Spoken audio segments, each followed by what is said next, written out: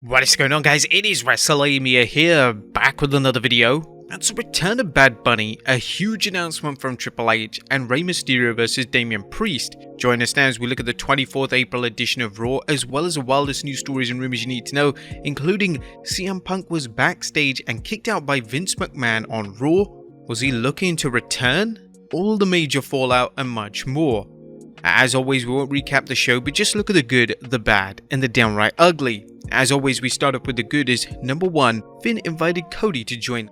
It looks like the WWE Universe knows who Finn Balor will be feuding with next. If Cody Rhodes isn't getting a world title shot soon, he might as well be working some big feuds. At least that's the WWE strategy for keeping Rhodes hot without a title.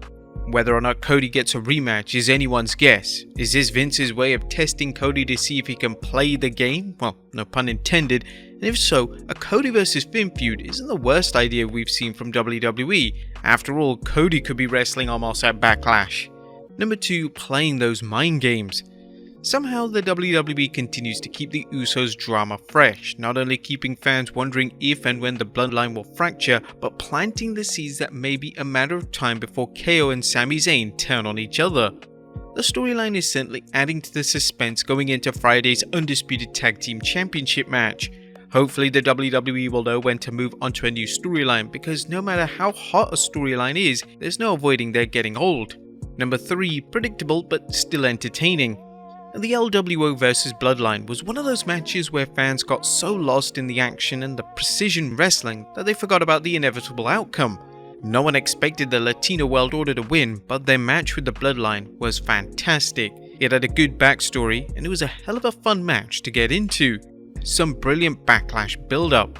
Some brilliant build-up for Backlash last night, with the WWE wasting no time building up some of the matches it announced last Friday. The WWE used promos and matches to build up the various Backlash bouts, and it did so without being predictable. For example, everyone expected Bronson Reed to attack Bobby Lashley while the Almighty was trashing Austin Theory, but it was a nice change of pace to see Reed take out Theory after he and A-Town beat Bobby down. Number 6, the draft looms near. The WWE did a good job making the draft seem important as wrestlers pondered over an uncertain future. Just wait until the WWE and Endeavor start making cuts. Our fan and tag teams alike wondered whether they'll still be together after the draft, creating a feeling that the draft is real and not just a storyline to bump the ratings for a week. Number 7, Seth shows no fear. The WWE did a decent job last night setting up the reason behind the Omos vs Seth Rollins Backlash match that seemed to pop out of thin air. MVP listed the Visionary's many accomplishments, saying that only Seth would do as a worthy opponent for Omos. Rollins shot back, calling Omos a once-in-a-generation talent. However, Seth pointed out that Omos was made that way. However, Rollins called himself a generational talent, distinguishing himself by saying he made himself that way. Number 8, take my money please. Triple H's announcement of a new world title wasn't a complete surprise, but it was certainly welcomed by the WWE Universe. The game's announcement that Roman Reigns will be the champion of whatever brand he ends up on after the draft and that a separate world title will be created on the other brand was warmly received. Interestingly, Helmsley put over Roman Reigns' incredible run as champion, but also delivered plenty of not so subtle barbs, telling the fans they'd have a champion who'd defend the title on a regular basis and someone who would earn their respect rather than demand them to acknowledge them. But that was the good. What about the bad? Is number 1, I come not to praise Roman, but to bury him. On what's going on behind the scenes with the WWE when it comes to burying Roman Reigns' upcoming achievement as a 1000-day champion. Not only did Triple H point out how infrequently the tribal chief defends a title, so did Seth Rollins later on when he said he didn't want what Roman Reigns had. He wanted a title he could defend all the time.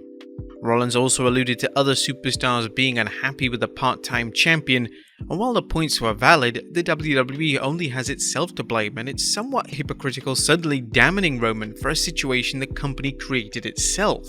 Now, there was nothing downright ugly as Raw was solid from start to finish. While there were reports of Vince McMahon making changes to the show, the matches and segments were very strong. What do you guys think of Raw last night? Let us know in the comments down below. Now let's move on to the news.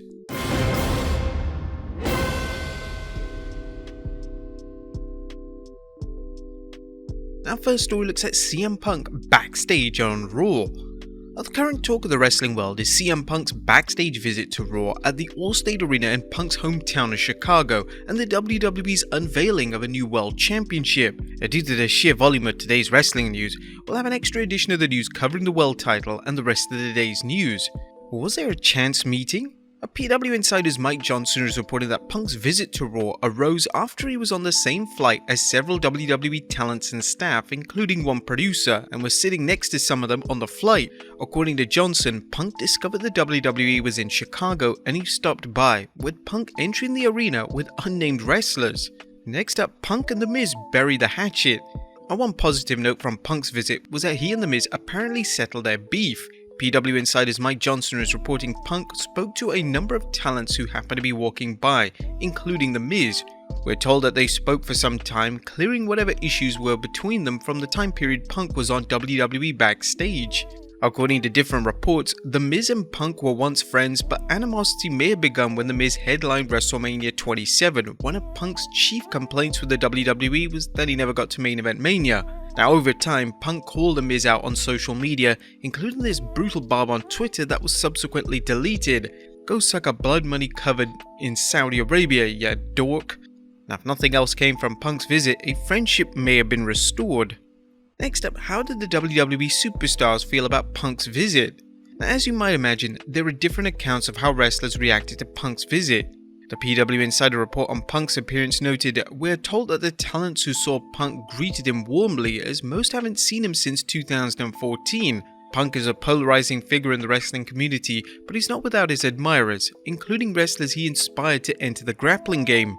However, Ringside News reports it reached out to a tenured member of the creative team who told it, "CM Punk pulled a surprise appearance before WWE Raw this week, but we were told that with a sold-out in advance crowd in Chicago, creative changes, a pay-per-view in 12 days, and sold-out live events all at the same time, nobody cared about CM Punk being there."